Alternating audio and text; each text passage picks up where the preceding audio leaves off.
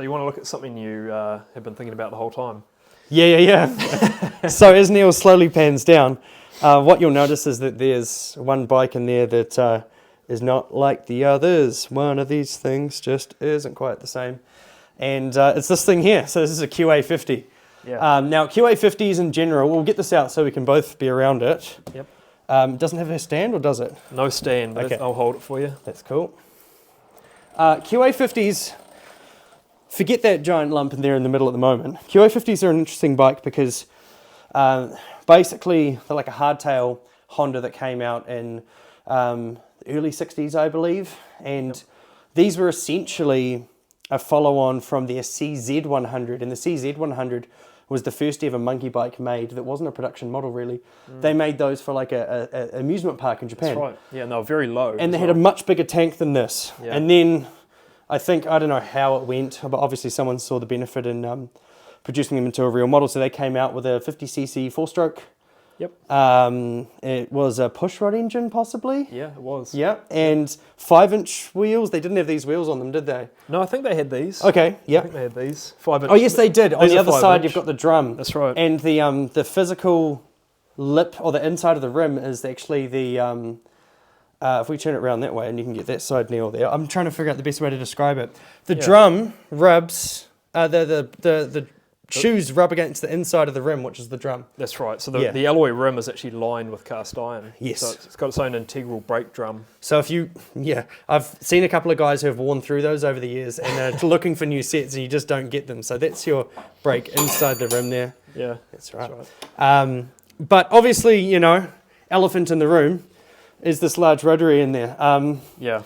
Where did you get this bike from? And also, don't forget to get the old ribbon there. Oh, we won a little award the other day. Yeah. That's pretty cool.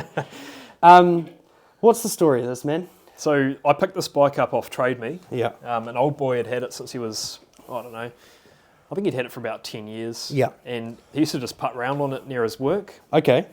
He didn't know what it was.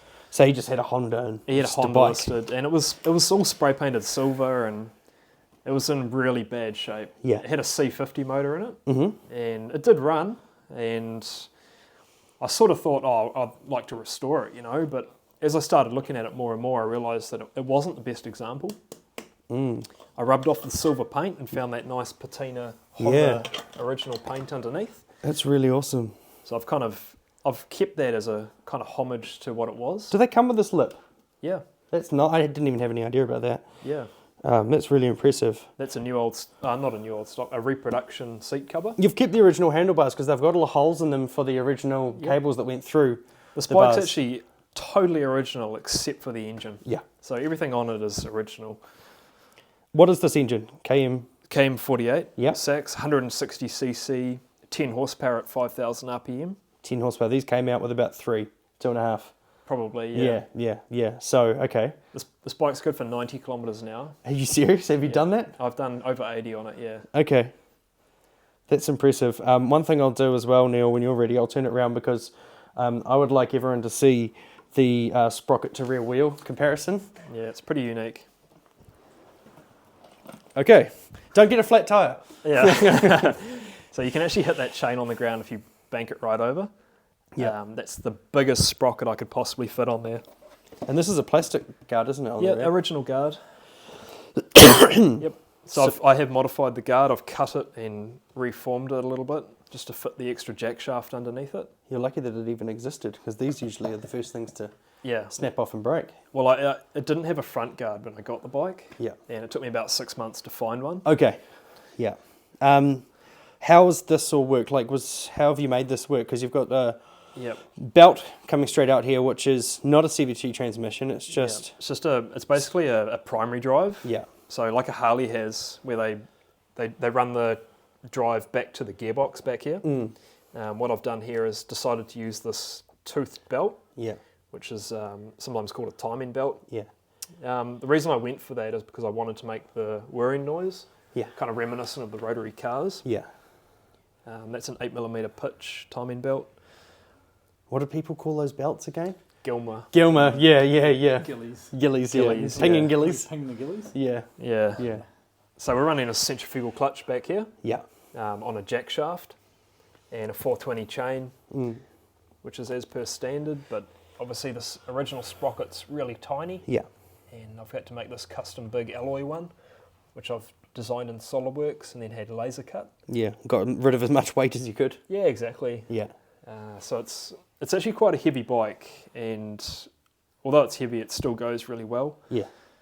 It's got a lot of power there, a lot of high-end power. That rear tyre, have you done a few skids on this, or is that just use? No, well, that's just the tyre that came on it when I got the bike. Okay, yeah. So if it's not broke, don't fix it, it's... Yeah, for sure.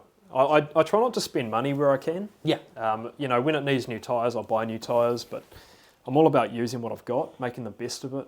Like I reused all the original, I've repolished the brake levers. And the fact that it's got front suspension at all is very, very it's luxurious.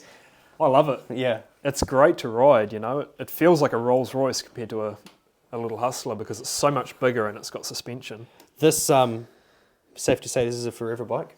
Well, I believe so. Everything's for sale because I do need to keep selling things to keep the cash flow going. But if you can not sell this one, it would be nice. I love this bike. Yeah. And I've put hundreds of hours into it. Yeah, absolutely. Not only has it got the drivetrain conversion, it's also got the restoration on the parts. So this is a labour of love. Yeah. And if you look back on how it started, it's come a long, long way. For you to be happy with a profit on this, would you be happy to give it a value?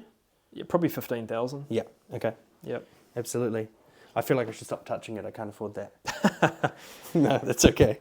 It's seriously a work of art. Just the fact that you've done so much with the rotaries. I was really rotary obsessed as a kid. By the time I got to driving age, it just wasn't a thing. Yeah. They existed, but I couldn't afford them.